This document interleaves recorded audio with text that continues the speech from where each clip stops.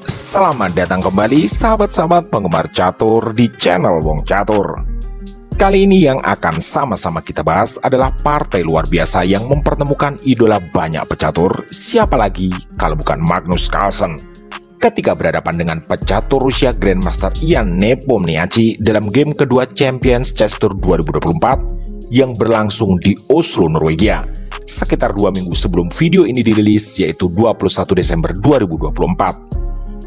Magnus Carlsen memegang buah hitam, sedangkan Ian Nepomniachtchi memegang buah putih. Di pertarungan ini kita akan melihat bagaimana cerdasnya rangkaian langkah Magnus Carlsen yang salah satunya diwarnai dengan penawaran pengorbanan menteri secara spektakuler. Oke, tanpa berlama-lama, mari langsung sama-sama kita bahas ala Wong Catur. Ian membuka dengan pion E4 yang dibalas dengan pion E5. Ian mengeluarkan kuda ke F3 dan dijawab Magnus dengan kuda C6 melindungi pion. Ian Nepo kemudian mengeluarkan gajah terangnya ke C4. Magnus merespon dengan gajah ke C5. Ian pion C3 dan Magnus kuda F6. Ian pion D3 untuk memberi jalan bagi gajah gelapnya. Dibalas oleh Magnus Carlsen dengan pion D6. Putih gajah gelap ke G5 mengepin kuda. Magnus berusaha mengusir dengan pion H6. Ian menyelamatkan gajahnya ke petak H4. Dan Magnus menteri ke E7. Ian lalu pion ke B4 mengancam gajah yang dijawab oleh Magnus Carlsen dengan memundurkan gajahnya ke B6. Putih terus merangsek dengan mendorong pionnya ke A4. Hitam mengantisipasi ancaman dengan pion A5 sekaligus menawarkan pertukaran. Ian menolak dan memilih mendorong pion ke B5 mengancam kuda.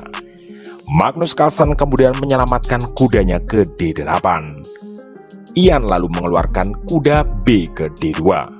Magnus menjawab dengan kuda D ke E6. Di titik ini Ian Nepomniachtchi melakukan rokade sayap raja. Magnus kuda E melompat ke F4. Ian menjawab dengan memajukan pion ke D4 menawarkan pertukaran di area pusat. Magnus Carlsen menolak dan mengeluarkan gajah terangnya ke G4 mengepin kuda. Ian merespon dengan menteri ke B3. Magnus Carlsen memutuskan untuk melakukan rokade sayap menteri. Ian Nepomniachtchi melanjutkan dengan benteng F ke E1 menambah perlindungan untuk pion E4. Magnus menyerbu ke sayap raja dengan pion G5 memberi ancaman pada gajah milik Ian. Putih menjawab dengan menyelamatkan gajahnya ke G3. Magnus lalu mereposisi gajah terangnya ke petak H5. Ian lalu membalas dengan memundurkan gajah ke F1. Magnus menggeser raja ke B8. Dan Ian benteng A ke D1. Magnus benteng H ke E8. Sampai di sini belum ada pertukaran buah sama sekali. Ian Nepomniachtchi lalu kuda ke C4. Magnus Carlsen mengawali pertukaran dengan gajah kali kuda di F3 untuk membongkar pertahanan Ian Nepomniachtchi. Tentu saja dibalas dengan pion kali gajah. Magnus lalu memajukan menterinya ke E6, sepertinya dengan rencana mengeksploitasi lajur H. Putih lalu memundurkan menterinya ke C2. Magnus meneruskan serbuan di sayap raja dengan mendorong pion ke H5. Ian menggeser kuda ke E3. Di sini ada petak yang bisa diincar untuk posisi selanjutnya bagi kuda, yaitu F5. Magnus melakukan pertukaran pion kali pion sambil mengancam kuda. Ian Nepomniachtchi tidak memukul pion tapi memilih membendung arah serangan menteri dengan menggeser kuda ke F5. Magnus kembali memukul pion kali pion dan dibalas Ian dengan menteri kali pion. Magnus kuda ke D7. Mari kita jeda sejenak. Di sini terlihat ada peluang Ian Nepomniachtchi melakukan forking menteri dan benteng dengan cara melangkahkan kuda ke G7. Tapi jika itu yang dilakukan, maka Magnus sangat mungkin mengantisipasi dengan menteri ke E5 menawarkan pertukaran dan gagallah forking karena setelah menteri kali menteri akan dibalas dengan benteng kali menteri. Oke, kita kembali ke permainan aslinya. Ian memilih mendorong pionnya ke H4 menawarkan pertukaran. Magnus Carlsen ternyata menolak dan juga membiarkan pion G5 tanpa pengawalan dengan menteri ke E5 menawarkan pertukaran menteri. Ian menolak dan memilih memundurkan menterinya ke D2. Magnus lalu mendorong pion ke F6 memberi pengawalan. Ian Nepomniachtchi menggeser rajanya ke H2 menghindari terbukanya jalur G jika terjadi pertukaran pion, dan dijawab oleh Magnus Carlsen dengan menteri ke C5. Ian benteng ke C1 mengancam menteri. Uniknya, Magnus membiarkan menterinya terancam dan memilih kuda ke E5. Tentu saja dengan ancaman skak di F3 sambil menggarpu menteri. Mari sejenak kita jeda untuk sama-sama menganalisa. Jika Ian Nepomniachtchi benteng kali menteri, maka Magnus kuda ke F3 skak menggarpu menteri. Raja putih ke H1 dan tentu dijawab dengan kuda pukul menteri. Jika putih menyelamatkan bentengnya ke C1, maka Magnus akan melanjutkan dengan kuda kali gajah. Dan setelah putih benteng kali kuda, maka Magnus bisa mendapat pion gratis dengan benteng kali pion E4 dan Ian akan semakin tertinggal jumlah pion. Oleh karena itu, di permainan aslinya, Ian menggeser gajah ke G2 untuk melindungi pion. Magnus lalu menambah tekanan pada pion dengan menggeser menterinya ke A3. Ian juga menambah pelindungan dengan menteri ke D1. Di titik ini, Magnus Carlsen sebenarnya bisa melakukan forking benteng dengan kuda ke D3. Tapi dia tak tertarik dan memilih memajukan pion ke D5. Dijawab oleh Ian dengan pion kali pion. Magnus merespon dengan benteng kali pion sambil menyerang menteri. Ian pun menggeser menterinya ke satu-satunya petak aman yaitu C2.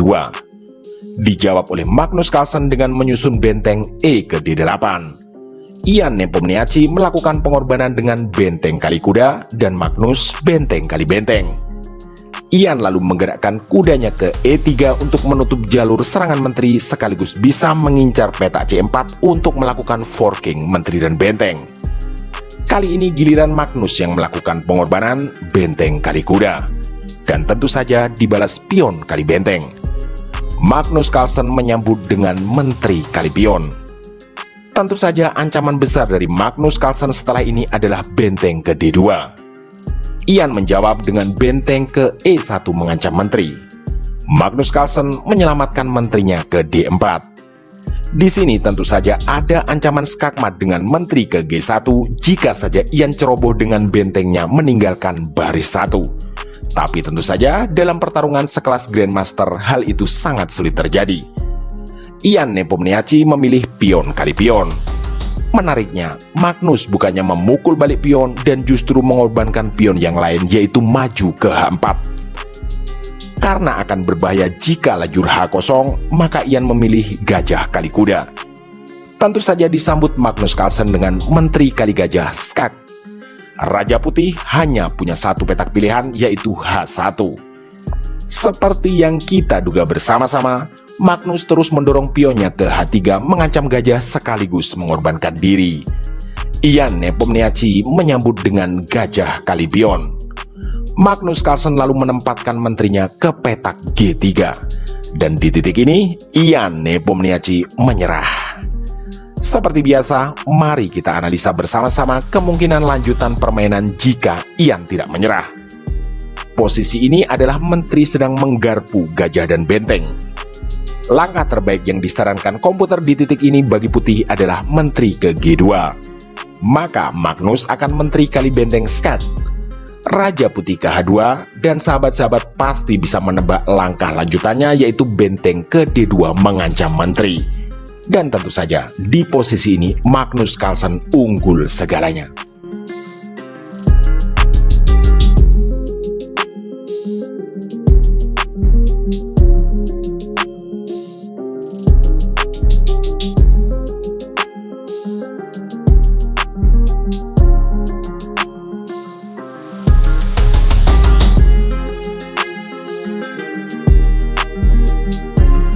Benar-benar luar biasa ya rangkaian langkah-langkah agresif dari seorang Magnus Carlsen yang disebut-sebut oleh banyak orang sebagai pecatur terbaik sepanjang masa.